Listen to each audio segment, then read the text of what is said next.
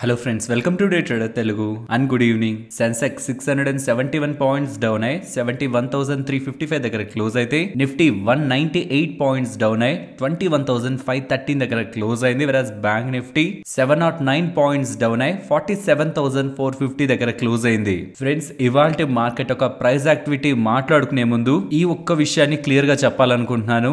ఈ మొత్తం market analysis ని స్కిప్ చేయకుండా చూడడానికి ప్రయత్నించండి. ఒకవేళ స్కిప్ చేస్తున్నారనుకుంటే ఈ ఇంపార్టెంట్ సెంటెన్స్ ని గుర్తుంచుకోండి. మార్కెట్ రిలేటెడ్ గా నెక్స్ట్ కమింగ్ డేస్ లో మనం మాట్లాడుకునే అనాలిసిస్ లో లెవెల్స్ ని అనుకుంటాం కదా, లెవెల్స్ బిలో ఆర్ అబోవ్ వెళ్తుంటే క్విక్ గా మన మైండ్స్ ని చేంజ్ చేసుకోకపోతే ఈ జనవరి మంత్ లో బిగ్ వోల్టాలిటీలో ట్రేడర్స్ ట్రాప్ అవడానికి ఛాన్సెస్ ఎక్కువ ఉన్నాయి. సో ఇంపార్టెంట్ లెవెల్స్, అది ఏ లెవెల్స్ అయినా పెట్టుకోండి. డౌన్ సైడ్ మీరు అనుకుంటున్న సపోర్ట్, అప్ సైడ్ మీరు అనుకుంటున్న రెసిస్టెన్స్, ఇవి బ్రేక్ అయినప్పుడు దానికి ఆపోజిట్ గా ఉంటున్న మీ పొజిషన్స్ ని క్లియర్ ఆఫ్ చేసుకోలేదంటే దెన్ మీరు ట్రాప్ లోకి వెళ్తారు. మార్కెట్ అనాలిసిస్ ని స్టార్ట్ చేద్దాం. స్టార్ట్ చేసే ముందు స్టార్టింగ్ ఏదైతే నేను స్టేట్మెంట్ ని ఇచ్చానో అది కేవలం ట్రేడర్స్ కి మాత్రమే, ఇన్వెస్టర్స్ కి ఈవెన్ నాకు ఈ పాయింట్ కూడా బెస్టే అనిపిస్తుంది. ఇక్కడ నుంచి పడదా అంటే పడుతుందేమో, but just think about it. Next results రానున్నాయి జనవరి 11th నుంచి. ఆ టైమ్స్ లో ఈవెన్ ఇంతలా పెరిగిన తర్వాత కూడా ఏదైనా స్టాక్ ఎక్సెప్షనల్ గా నెంబర్స్ ని పోస్ట్ చేసి అక్కడి నుంచి కూడా పెరగడానికి ప్రయత్నిస్తుంటే, ఆఫ్టర్ మేనేజ్మెంట్ ఇస్తున్న కామెంటరీ వీటన్నిటిని స్టడీ చేస్తుంటే ఈవెన్ ఈ పాయింట్ లో కూడా మార్కెట్ లో మనకి ఆల్రెడీ హోల్డ్ చేస్తున్న స్టాక్స్ రిలేటెడ్ గాను వాల్యూ కనిపించి ఉంటుంది. వాటిని ఫర్దర్ గా యావరేజ్ చేసుకోవచ్చు. కొత్త స్టాక్స్ లో కూడా ఇన్వెస్ట్మెంట్ చేయడానికి మార్కెట్ ఎప్పుడు ఆపర్చునిటీస్ ని ఇస్తూనే ఉంటుంది. ఇండెక్స్ లెవెల్లో ఇన్వెస్ట్మెంట్, ఈవెన్ స్టాక్స్ లెవెల్లో ఇన్వెస్ట్మెంట్ మార్కెట్ లో ఏ పాయింట్ లో చేసినా లాంగ్ టర్మ్ కి అది కరెక్టే. కాబట్టి నేను ఇప్పుడు చేసే ప్రతి స్టేట్మెంట్, ఇప్పుడని కాదు, మార్కెట్ అనాలిసిస్ లో మోస్ట్లీ చేసే స్టేట్మెంట్స్ ట్రేడింగ్ చేస్తున్న వాళ్ళకి, intraday and even positional trading చేస్తున్న వాళ్ళకి మాత్రమే అన్న విషయాన్ని పర్టికులర్ గా లెవెల్స్ ని చూపించి చెప్తున్నప్పుడు గుర్తుంచుకోవాలి. అండ్ మార్కెట్ రిలేటెడ్ గా ఈ జనవరి మంత్ లో ఇంత వోల్టాలిటీ, పర్టికులర్ గా డౌన్ సైడ్ ఇలా రెడ్ క్యాండిల్స్ ని చూస్తూ ఉండేసరికి డైలీ టైం ఫ్రేమ్ లోకి వెళ్ళి ప్రీవియస్ గా నవంబర్ అండ్ డిసెంబర్ మంత్స్ లో ఎప్పుడెప్పుడు మార్కెట్స్ వోల్టైల్ గా రియాక్ట్ అయ్యాయి, పర్టికులర్ గా డౌన్ సైడ్ ఎప్పుడు రియాక్ట్ అయ్యాయని స్టడీ చేస్తుంటే ఒక ఇంట్రెస్టింగ్ ఇన్ఫర్మేషన్ వచ్చింది. అది నేను మీతో షేర్ చేస్తాను. మీరు గమనిస్తే అక్టోబర్ మంత్ ఎండ్ వరకు మాత్రమే మనకి రెడ్ క్యాండిల్స్ కనిపించాయి ఎక్కువగా, ఆల్మోస్ట్ 1% అండ్ మోర్ దాన్ 1%. ఇక్కడ గమనించండి 3 రెడ్ క్యాండిల్స్. ఇవన్నీ మోస్ట్లీ అక్టోబర్ ఆర్ దానికి ముందుంటున్న మంత్స్ లోనే మనకి రెడ్ క్యాండిల్స్ ఒక కలర్ ఎక్కువగా కనిపిస్తుంది. బట్ ఆఫ్టర్ అక్టోబర్ మనకి నవంబర్ సిరీస్ ఎప్పుడైతే స్టార్ట్ అయిందో, ఇక్కడ మీకు నేను స్క్రీన్ పైన పెట్టాను కదా, అక్కడి నుంచి మీరు గమనిస్తే ఎంటైర్ నవంబర్ లో మనకి ఒక్క దగ్గర కూడా 100 పాయింట్స్ పైన పడిన క్యాండిలే కనిపించదు, red candle. And even December series లో కూడా మీరు గమనిస్తే కేవలం ఈ రెడ్ క్యాండిల్ ఒక్కటే, ఆ ఒక్క క్యాండిలే 100 పాయింట్స్ పైన మార్కెట్ లో వచ్చిన ఫాల్. ఇంకంతకు మించి ఇంకే క్యాండిల్స్ దగ్గర కూడా మనకి 100 పాయింట్స్ ఫాల్ కూడా డిసెంబర్ సిరీస్ లో కనిపించలేదు. కానీ జనవరి మంత్ లో గట్టిగా 4 to 5 ట్రేడింగ్ సెషన్స్ కూడా కాలేదు, కానీ more than 100 points fall 2 candles లో కనిపించింది. దీన్ని బట్టి చిన్న కంక్లూజన్ ని మనం డ్రా చేయొచ్చు. నవంబర్ లో మార్కెట్ చాలా స్ట్రాంగ్ అయింది. వచ్చిన ఎవ్రీ డిప్ 100 పాయింట్స్ డిప్ కూడా వచ్చింది. ప్రీవియస్ గా చాలా సందర్భాల్లో వచ్చింది, కానీ మార్కెట్ లో బై చేసేసారు. బయర్స్ ఒక స్ట్రెంత్ చాలా హెవీగా ఉంది. డిసెంబర్ లో ఒకే ఒక్క పాయింట్ ఆఫ్ టైమ్ లో ఈ అన్సర్టనిటీ కనిపించింది, కానీ లేదంటే 100 పాయింట్స్ డిప్ ని మార్కెట్ పార్టిసిపెంట్స్ యాక్సెప్ట్ చేయలేదు. But coming to January starting days లోనే మార్కెట్ 100, 150, 200 పాయింట్స్ పడుతున్న బయర్స్ ఒక ప్రెజెన్స్ స్టాక్స్ లెవెల్స్ లో చాలా స్టాక్స్ లో ఉంది. ఈవెన్ ఇవాళ కూడా 20% పెరిగిన స్టాక్స్, బోల్డ్ స్టాక్స్ ఉన్నాయి. పోర్ట్ఫోలియోస్ లో ఉన్న స్టాక్స్ లో కూడా మెజారిటీ కొంచెం గ్రీన్ లోనే ఉన్నాయి. కానీ పాయింట్ అంతా ఇండెక్స్ లెవెల్లో టాప్ లెవెల్ స్టాక్స్ లో ఉన్న వాటిలో వస్తున్న డిప్స్ లో మార్కెట్ లో బయింగ్ యాక్టివిటీ కనిపించట్లేదు. దీనికి రీజన్స్ ని ఫైండ్ అవుట్ చేద్దాం. ఫ్రెండ్స్, ఇది మనం చాలా డీటెయిల్డ్ గా మాట్లాడుకుంటున్నాం. మొత్తం మాట్లాడుకున్న తర్వాత కంక్లూజన్ కొద్దాం. ఇప్పటి వరకు మాట్లాడుకుంది వింటే మార్కెట్ రిలేటెడ్ గా నెగిటివ్ అనేలా వచ్చేస్తుంది కదా, కానీ కాదు. మొత్తం డీటెయిల్డ్ గా మాట్లాడుకుందాం, తెలుసుకుందాం. అసలు మార్కెట్ రిలేటెడ్ గా మనం అర్థం చేసుకోవాల్సిన వ్యూ ఏంటి, ఏ టైంలో ఏ డేటా ఫ్యాక్టర్స్ ఎలా మార్కెట్ ని ఇటు సైడ్ పుష్ చేయడానికి ఛాన్సెస్ ఉన్నాయి, ఇవి అర్థం కావాలంటే ప్రెసెంట్ మార్కెట్ లో ఉంటున్న ప్రతి ఒక్క థ్రెడ్ ని మనం కలపాల్సి ఉంటుంది. సో మార్కెట్ లో వోల్టాలిటీ పరంగా మాట్లాడుకున్నాం లాస్ట్ 3 months ఒక డేటాని చూస్తూ. ఇప్పుడు మనం తెలుసుకోవాల్సింది ఎందుకు జనవరి మంత్ లో ప్రీవియస్ మంత్స్ తో పోలిస్తే ఎక్కువగా మార్కెట్ ఇంట్రాడే లో ఫాలో అవుతుంది. మోర్ దాన్ 100 పాయింట్స్ దగ్గరగా 2 ట్రేడింగ్ సెషన్స్ లో ఎందుకు ఫాలో అయింది, డిసెంబర్ లో ఎందుకు లేదు, నవంబర్ లో ఎందుకు లేదు అంటే ఈ మార్కెట్ ని నెగిటివ్ సైడ్ గా పుష్ చేస్తున్న ఫ్యాక్టర్స్ ఏంటనేది మాట్లాడుకునే ప్రయత్నం చేయాలి. అందులో ఫస్ట్ ది మీకు గమనిస్తే సెంటర్ లో స్టేబుల్ గవర్నమెంట్ వస్తుంది అన్న ఒక్క పాయింట్ కే మార్కెట్ ర్యాలీ అయిపోలేదు కదా. ఫెడ్ వాళ్ళు వడ్డీ రేట్లు కట్ చేస్తారన్న ఒక థీమ్ తో కూడా మార్కెట్ ర్యాలీ అయింది. ఇన్ఫాక్ట్ మార్కెట్ లో ఎలక్షన్ మూవ్మెంట్ కి ముందే మార్కెట్ ని హైయర్ సైడ్ పుష్ చేసిందే ఫెడ్ వాళ్ళ అప్డేట్. బికాస్ కేవలం ఎన్నికల ద్వారా సెంటర్ లో ఫామ్ అయ్యే స్టేబుల్ గవర్నమెంట్ కే మార్కెట్ పెరిగింది అంటే యుఎస్ మార్కెట్లు, యూరోప్ మార్కెట్లు, ఏషియన్ మార్కెట్స్ ఇవి పెరగాల్సిన అవసరం లేదు కదా. కానీ అన్ని మార్కెట్స్ తో పాటు ఇండియన్ ఈక్విటీ మార్కెట్స్ కూడా పెరిగిన రోజుల్లో యుఎస్ ఫెడ్ ఒక ఇంపాక్ట్ హెవీగా ఉందన్న విషయాన్ని గుర్తుంచుకోవాలి. Actually 3 months back US fed related గా ఎక్స్పెక్టేషన్స్ ఎలా ఉన్నాయంటే స్టార్టింగ్ లో ఏం కట్ చేయర్లే 2024 జనవరి ఫిబ్రవరి మార్చ్ ఏప్రిల్ ఫస్ట్ హాఫ్ లో కూడా మోస్ట్లీ కట్టే ఉండదు. ప్రాబబుల్లీ ఫస్ట్ హాఫ్ ఎండింగ్ లో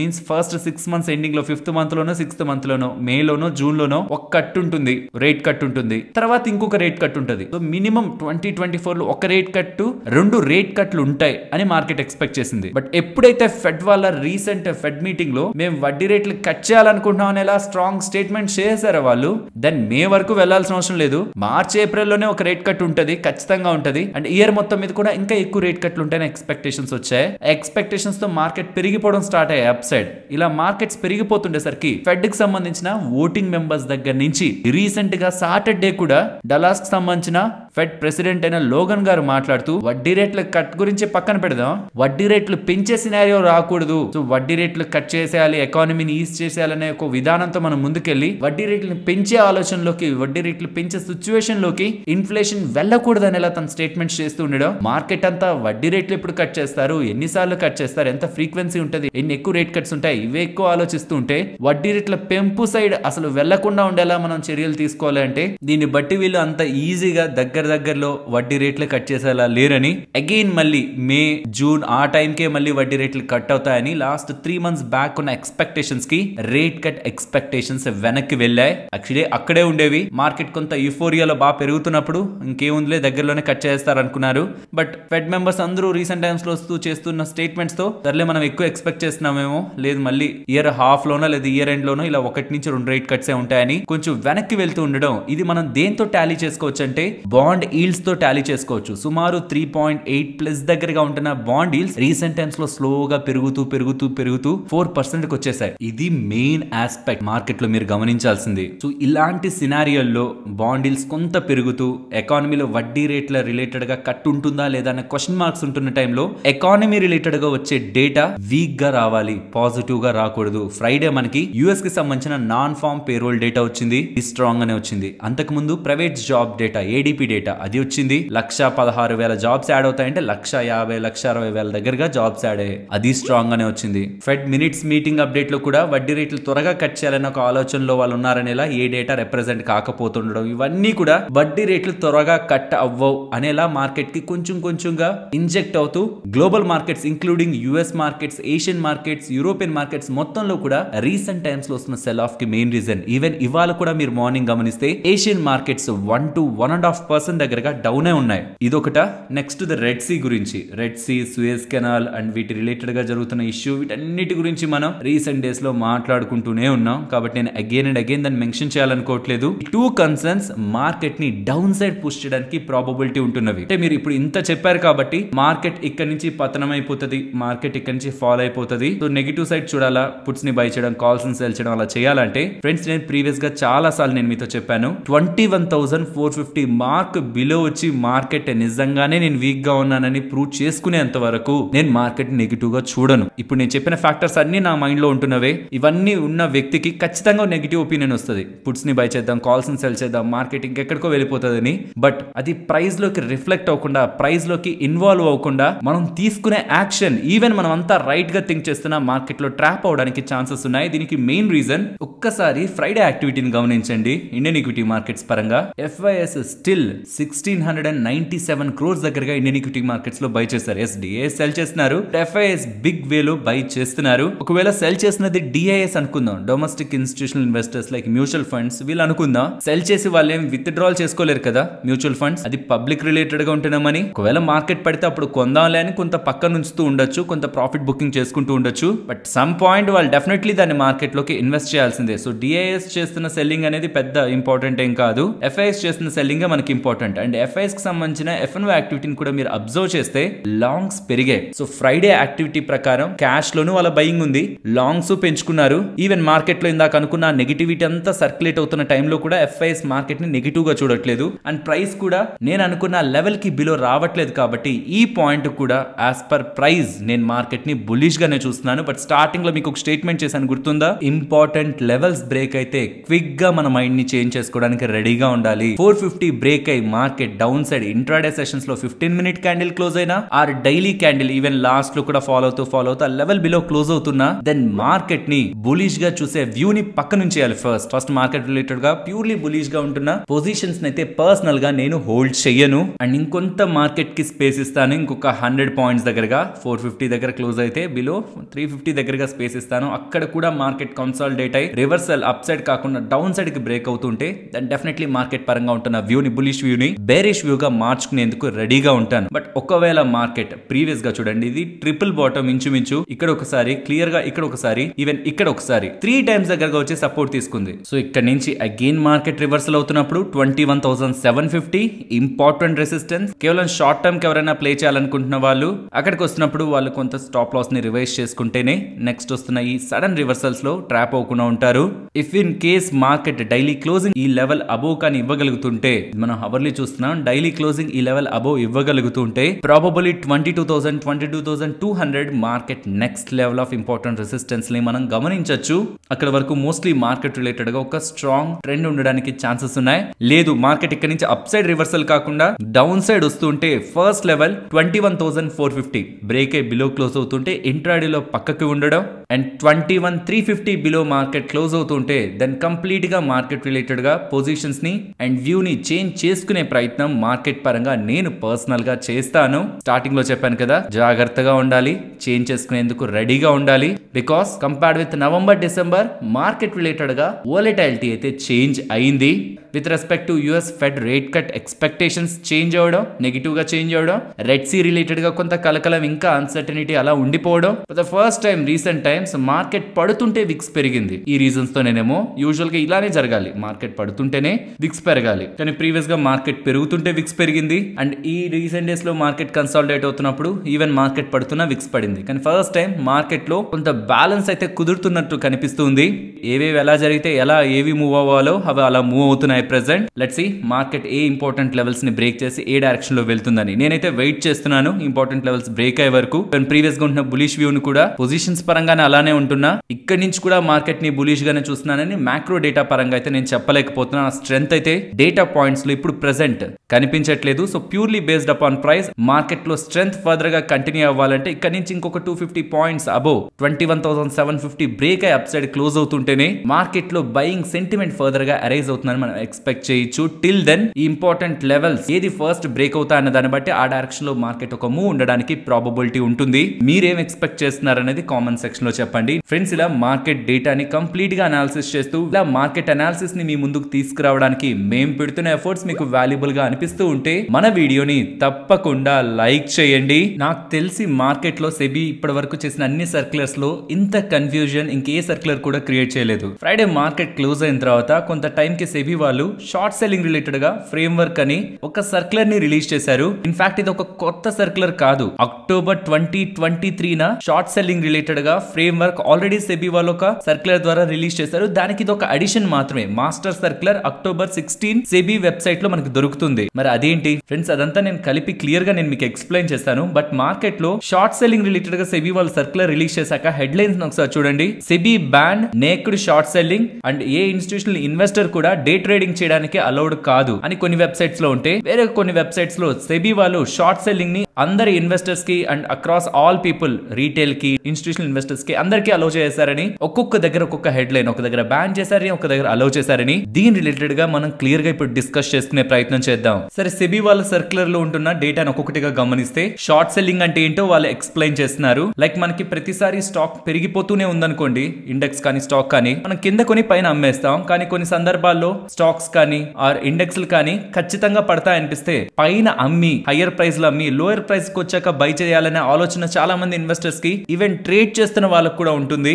దాన్ని షార్ట్ సెల్లింగ్ అంటారు. పైన ఎదురు వాళ్ళ దగ్గర ఉన్న పొజిషన్స్ ని సెల్ చేసి కిందకి వెళ్లి కొనుక్కోవడం అది వేరే సినారియో. పొజిషన్స్ లేకుండా వాళ్ళ దగ్గర ఎటువంటి పొజిషన్ ఆ టైంలో లేకుండా పైన సెల్ చేసి ఒక హైయర్ ప్రైస్ లో సెల్ చేసి లోయర్ ప్రైస్ కి వచ్చి కొనేదాన్ని షార్ట్ సెల్లింగ్ అంటారు. చేస్తారు. ఆ short selling all class of investors like మీకు, నాకు, మనలాంటి రీటైల్ అందరికి and institutional players like mutual funds కి, ఇన్సూరెన్స్ ప్లేయర్స్ కి అందరికి కూడా పర్మిట్ చేశారు. షార్ట్ సెల్ చేసుకోండి, దాంట్లో మాకేం ఇబ్బంది లేదని సెబీ వాళ్ళు చెప్పారు. సో షార్ట్ సెల్లింగ్ ని బ్యాన్ చేశారన్నది రాంగ్, ఆ థింకింగ్ రాంగ్. మరి ఏం బ్యాన్ చేశారు? నేక్డ్ షార్ట్ సెల్లింగ్ ని అండ్ ఏ ఇన్స్టిట్యూషనల్ ఇన్వెస్టర్స్ కూడా డే ట్రేడింగ్ చేయకూడదు అని చెప్తున్నారు. ఈ రెండే బ్యాన్ చేశారు. నేక్డ్ షార్ట్ సెల్లింగ్ అంటే ఏంటి? మీరు స్క్రీన్ పైన గమనించాడు అసలు నేక్డ్ షార్ట్ సెల్లింగ్ అంటే ఏంటన్న డేటాని. వితౌట్ ఏ స్టాక్ చేయడం usual short selling, but availability of stock ఉందా లేదా, మనం సెల్ చేస్తున్నాం సరే డెలివరీకి అసలు ఇవ్వగలమా లేదా, ఎన్విరాన్మెంట్ ఉందా, at least end of the day square off చేయకుండా అలా దాన్ని వదిలేస్తూ నేక్డ్ గా షార్ట్ సెల్లింగ్ అలా దాని సిస్టమ్ కి వదిలేయడం and end of the day కూడా స్క్వైర్ ఆఫ్ చేయకుండా అలా ఉంచేయడం, అవైలబిలిటీ ఆఫ్ షేర్స్ చూసుకోకుండా మనం అలాంటి పని చేయడం naked short selling. In simple terms, morning cell చేస్తే ఈవినింగ్ ఖచ్చితంగా దాన్ని మనం బై చేసేయాలి. స్టాక్స్ పరంగా, ఇండెక్స్ పరంగా అవసరం లేదు, బికాస్ ఇండెక్స్ లని ఫ్యూచర్ అండ్ ఆప్షన్స్ లో ట్రేడ్ అవుతుంటాయి. ఎఫ్ఎన్ఓ కాదు ఇదేది, స్టాక్స్ పరంగా చెప్తున్నాను. సో నేక్డ్ షార్ట్ సెల్లింగ్ ని ఏ ఇన్వెస్టర్ కూడా చేయకూడదని చెప్తున్నారు. మీరు ఒకవేళ షార్ట్ సెల్ చేస్తే end of the day stocks ని బై చేసేయండి అని చెప్తున్నారు. ఇన్స్టిట్యూషనల్ ప్లేయర్స్ కి మాత్రం అసలు డే ట్రేడింగ్ చేయొద్దు అంటున్నారు. బికాస్ ఈ ఇన్సూరెన్స్ కంపెనీస్ కానీ లేకపోతే ఇన్స్టిట్యూషనల్ గా మ్యూచువల్ ఫండ్స్ వీళ్ళందరూ కూడా ఇంట్రాడే లో డే ట్రేడింగ్ చేసి కాదు కదా డబ్బులు సంపాదిస్తారు. వాళ్ళు ఇన్వెస్ట్మెంట్స్ చేసి రిటర్న్స్ ని క్రియేట్ చేస్తారు. అలాంటి వాళ్ళు ఒక స్టాక్ లో మార్నింగ్ కొని మళ్ళీ ఈవినింగ్ అమ్మేయడం ఏంటి? బికాస్ అది యాక్టివిటీ కాదు కదా, వాళ్ళ ప్రైమరీ యాక్టివిటీ కాదు కదా. సో ఏ ఇన్స్టిట్యూషనల్ ఇన్వెస్టర్ కూడా డే ట్రేడింగ్ చేయొద్దు, with in a day A transaction ని కూడా స్క్వైర్ ఆఫ్ చేయొద్దు అని క్లియర్ గా వీళ్ళు చెప్పడం జరిగింది. ఇదంతా చెప్తూ ఎవరెవరైతే షార్ట్ సెల్ చేస్తున్నారో ఇన్స్టిట్యూషనల్ ఇన్వెస్టర్స్ అయితే షార్ట్ సెల్ చేసే ముందే డేటాని బ్రోకర్స్ కి అందించండి, బ్రోకర్స్ ఎక్స్చేంజెస్ కి అందించేస్తారు. ఒకవేళ రీటైలర్స్ అయితే షార్ట్ సెల్ చేశాక ఎండ్ ఆఫ్ ద డే ఇలా నేను ఈ స్టాక్ ని షార్ట్ సెల్ చేశానని డేటాని అందించండి, ఆ డేటాని బ్రోకర్ ఎక్స్చేంజెస్ కి అందించేస్తారంటున్నారు. ఇప్పుడు నేనే రీటైల్ ఇన్వెస్టర్ ని షార్ట్ సెల్ చేశాను, ప్రతిసారి నా దగ్గర నుంచే డేటాని ఎక్స్పెక్ట్ చేయడం కరెక్ట్ కాదు. మోస్ట్లీ అది బ్రోకర్స్ చూసుకుంటారు, బ్రోకర్స్ ఎక్స్చేంజెస్ కి చేసేస్తారు. దీని రిలేటెడ్ గా మనకి బ్రోకర్స్ దగ్గర నుంచి క్లారిఫికేషన్ కావాలి. కానీ మోస్ట్లీ ఇక్కడ ఈ షార్ట్ సెల్లింగ్ రిలేటెడ్ గా ఇక్కడ మనకు వచ్చిన ఎంటైర్ సర్క్యులర్ లో ఎక్కడా కూడా రీటైల్ ట్రేడర్స్ ని ఇంపాక్ట్ చేసేలా ఒక్కటంటే ఒక్కటి అప్డేటే లేదు. బట్ ఇదేదో ఒక బిగ్ సర్క్యులర్ లాగా ఏదో జరిగిపోతుందనేలా మనకి డేటా కనిపిస్తుంది. కానీ ఇంట్రాడే ట్రేడింగ్ ఇన్స్టిట్యూషనల్ ఇన్వెస్టర్స్ ని చేయొద్దన్నారు. Naked short selling end of the day కూడా స్క్వైర్ ఆఫ్ చేయకుండా ఏ స్టాక్స్ ని నేక్డ్ షార్ట్ సెల్లింగ్ చేయొద్దు అని చెప్తున్నారు. అండ్ షార్ట్ సెల్లింగ్ చేసిన డేటా ఎక్స్చేంజెస్ లో రిపోర్ట్ అయ్యి మనకి డేటా కనిపించేలా ప్రాబబ్లీ ఇంకా కమింగ్ డేస్ లో ఏదైనా ఒక స్టాక్ లో షార్ట్ పొజిషన్స్ బిల్డ్ అవుతున్నాయా లేదా అని చెక్ చేసుకునే విధంగా కూడా ఈ పర్టికులర్ డే లో ఎన్ని షార్ట్ పొజిషన్స్ బిల్డ్ అయ్యాయని చెక్ చేసుకునేలా కూడా మనకి డేటా అయితే అవైలబిలిటీలోకి వస్తుంది on day to day basis. ఇప్పటి వరకు అయితే ఎంత ట్రేడ్ అయింది, ఎంత డెలివరీకి వెళ్ళింది అనేది తెలుస్తుంది. కానీ ఫ్రెష్ గా ఎన్ని షార్ట్స్ ఓపెన్ అయ్యాయి ఆ పర్టికులర్ దాంట్లో ఓపెన్ ఇంట్రెస్ట్ లో మనకి ఎలా అయితే తెలుస్తుందో ఫ్రెష్ గా ఎన్ని షార్ట్స్ ఓపెన్ అయ్యాయి, ఎన్ని లాంగ్స్ క్రియేట్ అయ్యాయని, అలానే స్టాక్స్ లో కూడా డేటా అవైలబిలిటీలోకి తీసుకొచ్చేలా సెబీ వాళ్ళైతే ప్రయత్నిస్తున్నారు. ఇన్ సింపుల్ టర్మ్స్, మీకు నాకు ఎటువంటి ఇంపాక్ట్ ఈ సర్క్యులర్ ద్వారా లేదు. యాజ్ యూజువల్ మన యాక్టివిటీ అలానే కొనసాగుతుంది. ఇన్స్టిట్యూషనల్ ప్లేయర్స్ కి డే ట్రేడింగ్ చేయొద్దన్నారు. ఒకవేళ షార్ట్ సెల్ చేస్తుంటే ముందుగా రిపోర్ట్ చేయమన్నారు. అది ఈ సర్క్యులర్ యొక్క సారాంశం. ఫ్రెండ్స్, ఇలా న్యూస్ అప్డేట్స్ ని అనాలిసిస్ చేస్తూ మీ ముందుకి కంటెంట్ తీసుకురావడానికి మేం పెడుతున్న ఎఫర్ట్స్ మీకు వాల్యుబుల్ గా అనిపిస్తూ ఉంటే మన వీడియోని తప్పకుండా లైక్ చేయండి. ఫస్ట్ సూలా వైన్ యార్డ్స్ గురించి మాట్లాడుకోవాలి. రీసెంట్ గా ఒక అప్డేట్ మాట్లాడుకున్నాం కదా, మహారాష్ట్ర గవర్నమెంట్ వాళ్ళు ఈ వైనరీని ప్రమోట్ చేయడానికి, వైన్ కంపెనీస్ అండ్ బిజినెస్ ని ప్రమోట్ చేయడానికి రిబేట్ ని ఇచ్చారు. యూజువల్ గా ఈ వైన్ కంపెనీస్ 20% దగ్గరగా వాల్యూ యాడెడ్ ట్యాక్స్ వ్యాట్ ని స్టేట్ గవర్నమెంట్ కి పే చేస్తుంటాయి. అందులో 80% దగ్గరగా రీఫండ్ చేస్తాం, రిబేట్ ఇస్తున్నామని 20% పే చేస్తున్న వ్యాట్ ని కాస్త సుమారు 4% చేశారు. పే చేసేదేమో 20, బట్ 16% అంటే 20% లో 80% దగ్గరగా రీఫండ్ అయిపోతుంది. అలా చూస్తే ఈ వైన్ కంపెనీస్ మహారాష్ట్రలో సుమారుగా 80 నుంచి 100 కోట్ల దగ్గరగా మహారాష్ట్ర గవర్నమెంట్ కి వ్యాట్ వాల్యూ యాడెడ్ ట్యాక్స్ ని పే చేస్తున్నాయి. మరి అందులో 80% దగ్గరగా రిటర్న్ ఇచ్చేస్తారంటే సుమారుగా 60 నుంచి 80 కోట్ల దగ్గరగా కడుతున్న డబ్బులు వెనక్కి వస్తున్నట్టు. అండ్ ఈ మార్కెట్ లో లీడర్ గా ఉంటున్నది సూలా వైన్ యార్డ్స్ వాళ్ళు. సుమారు 50% దగ్గరగా మార్కెట్ షేర్ వెలుకుంది. అండ్ ఇది 5 years పాటు మహారాష్ట్ర గవర్నమెంట్ తీసుకున్న ఇనిషియేటివ్ కాబట్టి అప్కమింగ్ డేస్ లో సూలా వైన్ యార్డ్స్ కి బిగ్ అడ్వాంటేజ్ ఉంటుందని మార్కెట్ భావిస్తూ రీసెంట్ గా ఒక 20% దగ్గరగా పెరిగింది. మళ్ళీ ఈ రోజు ఎందుకు 20% పెరిగింది? సిఎల్ఎస్ఏ వాళ్ళు ఈవెన్ గవర్నమెంట్ రిలేటెడ్ గా ఉండే ఇనిషియేటివ్ ని కన్సిడరేషన్ లో తీసుకోకపోయినా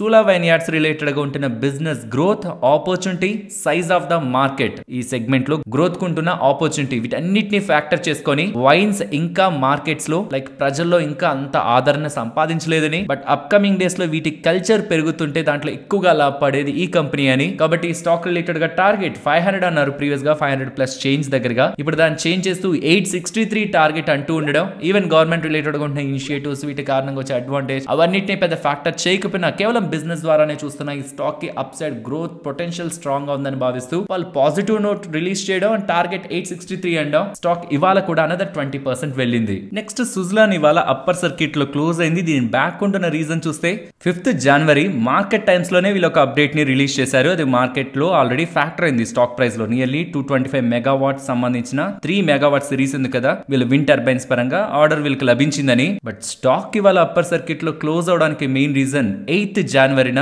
ఎకనామిక్స్ టైమ్స్ లో Q&A లో CEO of Suzlon energy JP Chalasani garu related గా ఒక ఇంపార్టెంట్ ఆర్టికల్ అయితే పబ్లిష్ అయింది. అందులో తను వీళ్ళ రిలేటెడ్ గా ఉంటున్న మ్యానుఫ్యాక్చరింగ్ కెపాసిటీస్ ని 3 to 4 గిగావాట్స్ దగ్గరగా ఆల్మోస్ట్ 2022-23 లో ఉంటున్న ఆపరేటింగ్ రేట్స్ తో కంపేర్ చేస్తే 6 to 8 టైమ్స్ దగ్గరగా అప్కమింగ్ డేస్ లో పెంచుకుంటూ విండ్ పవర్ ఇన్స్టాలేషన్స్ లోనే కాకుండా ఇతర సర్వీస్ బిజినెస్ లో కూడా వీళ్ళు ఫోకస్ చేస్తున్నారని. బికాస్ నేను ప్రీవియస్ గా న్యూస్ వీడియో చేసినప్పుడు కూడా డిస్కస్ చేశాను. జస్ట్ ఒకసారి సెల్ చేసినప్పుడే కాదు, నెక్స్ట్ ఒక్కటి సెల్ చేస్తున్న 25 ఇయర్స్ వరకు కూడా జస్ట్ ఒక విండ్ టర్బైన్ సెల్ చేస్తుంటే it is giving me 25 years of revenue stream in terms of service business అని CEO చేసిన స్టేట్మెంట్ ఇది. సర్వీస్ పరంగా కూడా వీళ్ళకి అడిషనల్ గా 25 ఇయర్స్ పాటు ఫర్ ఎవ్రీ విండ్ టర్బైన్ వీళ్ళకి బిజినెస్ జనరేట్ అవుతుంది. కాబట్టి not just selling wind turbines, ఈ సర్వీసెస్ బిజినెస్ రిలేటెడ్ గా కూడా నెక్స్ట్ ఫోకస్ చేస్తూ నెక్స్ట్ 3 to 4 ఇయర్స్ లో ఇండియాలో ఒక స్ట్రాంగ్ బేస్ ని చేసుకున్న తర్వాత ఇంటర్నేషనల్ మార్కెట్స్ లో కూడా వీళ్ళు అడుగు పెడతారని. And robust execution plans, most of the plans అని 2025 to 26 నుంచి అమల్లోకి వస్తాయని.